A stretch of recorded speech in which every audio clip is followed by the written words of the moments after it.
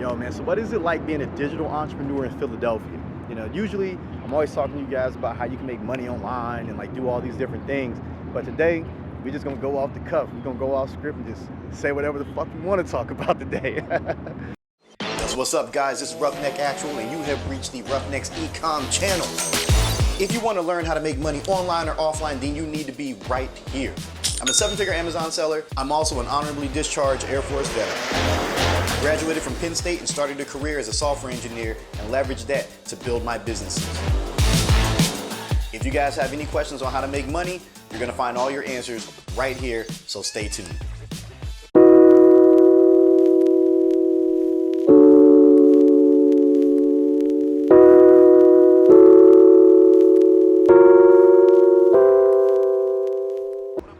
What about my payroll and stuff? Because right now I'm looking into the you got to register your DBA.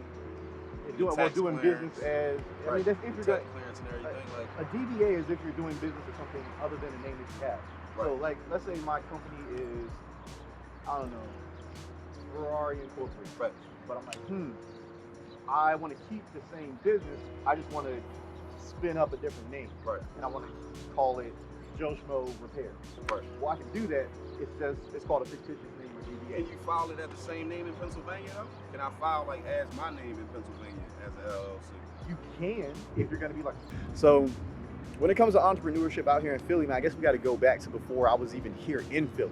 You know, I'm originally from Mississippi, right? So most of my family, I mean, I hate to say it, like they're like lower income, blue collar, some don't work. You know, a lot of people are on the system. And when I got to Philly, I mean, the city's big, yo, it's grimy, it's dirty, there's this crazy stuff, there's crime, there's all this stuff, right?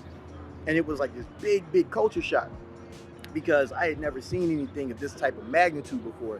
And there's a certain magic to it, man. There's a certain love for it because it really taught me how to hustle. Like everybody in Philly is a hustler, everybody, right? Philly is over 50% black.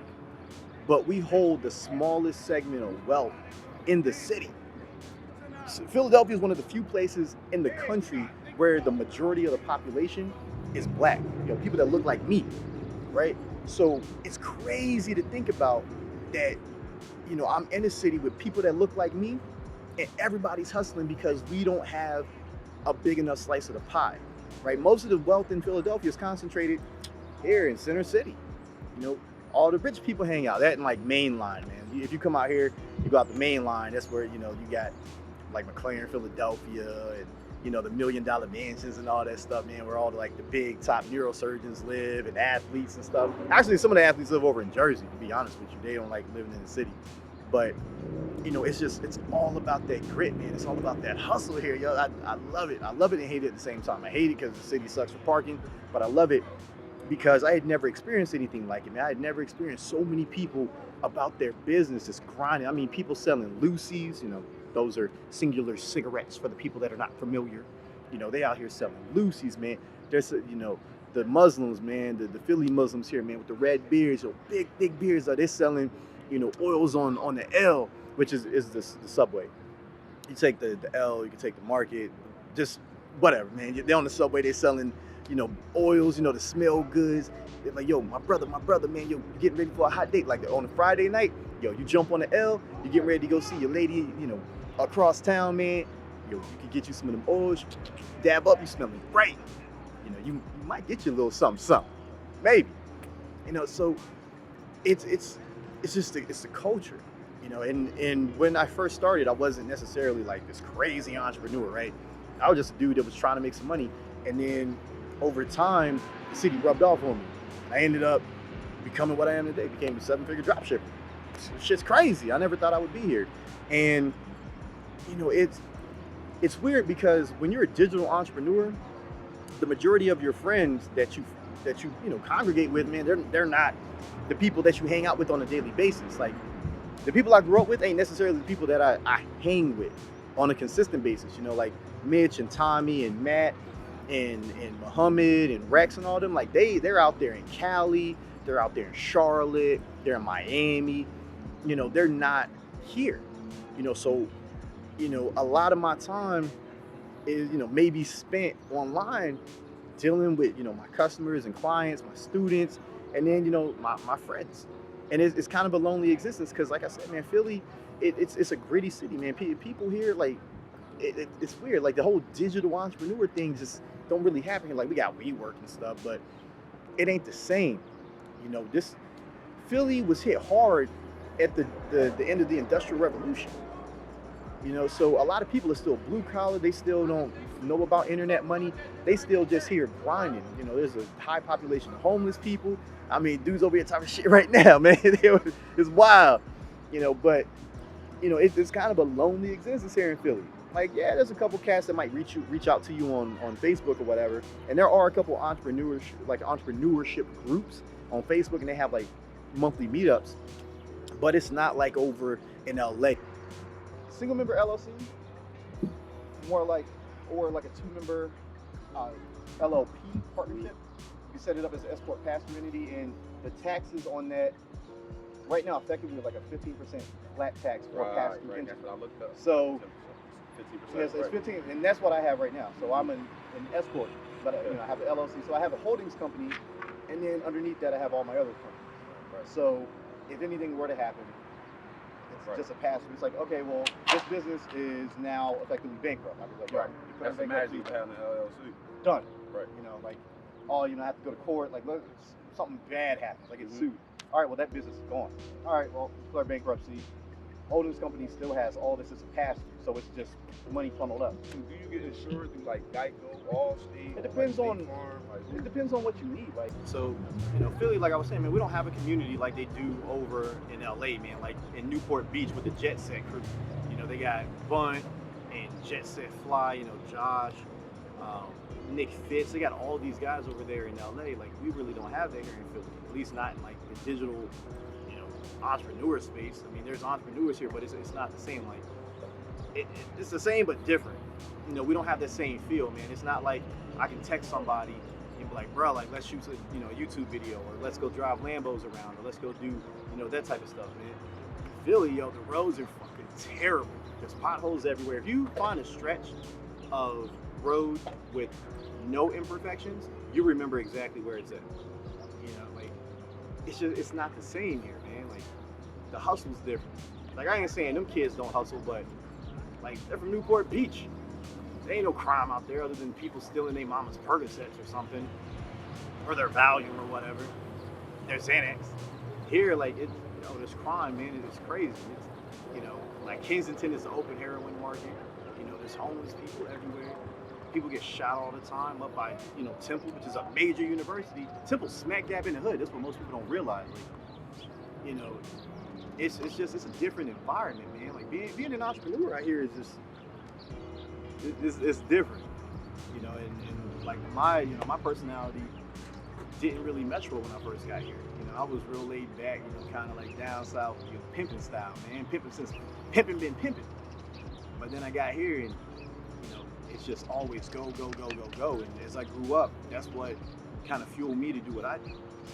It's what fueled me to get, that's all the shit I got. This dude is literally taking a piss right here. Philly is Philly. Like, this shit ain't gonna happen in Newport Beach. It might happen in LA somewhere, like out in Hollywood. This ain't gonna happen in Newport Beach though. Like, it's crazy, but that's what Philly taught me, man. Philly taught me that hustle, man. It taught me about the struggle. It showed me that, like, no matter where you come from, all walks of life, like, you gotta grind for it. You gotta want it. You gotta want it more than the next person. And you can't scam. Like, out here, you can't scam in Philly, man. People shoot you the fuck up. So you have to be a man of your word. If you tell people that you're gonna do something, then you have to do it. Like, when it comes to my clients, or even my students, like, let's just say my students, they hit me up and these people ask all these questions before they buy my course. Like, what am I gonna get? Am I gonna learn? Am I gonna learn this and this and this and this? I'm gonna do this. Like, yeah, you gonna learn that. Like, I'm showing you step by step, legit. Like, you gonna know exactly what to do when you come to me, because I can't look another man in the face and take his money and know that I'm fucking up, know that I'm scamming this guy, knowing that I don't know what the fuck I'm talking about. Like, some of these other kids, man, some of these young cats, like, they could do that shit, but I can't do that, because that's just not how Philly raised me. Philly didn't create me Yeah. Oh, he's sitting down. I thought he was about to say shit. But Philly didn't create me to be that way, man. It didn't create me to be like internet back and forth type Twitter finger bullshit. It ain't none of that, man. It's all about being a man of your word. Doing what you're gonna tell people, doing what you tell people you're gonna do, showing people what they can do. Because a lot of my friends, man, they still blue collar workers. They ain't got all the money in the world, but they still out there living their best life every day. Do I agree with some of the shit they do? Nah. But they still living that life, and they stand by their word. Their credit's good in the street. Most people don't know what that means. Like, you say, oh, my credit's good. Like, nah, their credit score is like fucking 400. But their credit in the street, always good. And that's what really matters, out here, out in Philly. Is your credit good in the street? Is your name good in the street? If someone brings you up, is it gonna be associated with dirt? And just entrepreneurship means something different to me as opposed to everybody else. Like, I don't necessarily view entrepreneurship the way other people view. You might not necessarily need insurance depending on what you're doing. Like for me in e-commerce, some of my products, like that I sell on Amazon, I need to have insurance for. Other ones I don't. Right. But like I have a car shop, Speed Circuit. We have insurance obviously because shit happens in a car shop. Right. You can damn hands cut off. There's hazardous materials. There's gasoline and E85 and nitrous tanks and all this. So like you should have insurance. So you file 1099. Every you file 1099. No. So what you're gonna get is it's a what's it? K9. So Schedule K. This is Schedule K. Okay. So there's a W9 and there's a Schedule K. Right. A 1099. So if you're paying yourself as like an independent contractor, you get the 1099. Okay. But I don't take any money from my business, right? I pay everything. Like the people I hire, they're 1099. So I'm like, yo, you get a 1099 or whatever. But for me personally, I just use the business to pay all my expenses. So it ends up being a business expense. Like I got to pay for my house, I got to pay for my cars, got to pay insurance, pay my kids' daycare, That's whatever. all tax write-off? It's all tax write-offs. Okay. All of that. 80% of your income.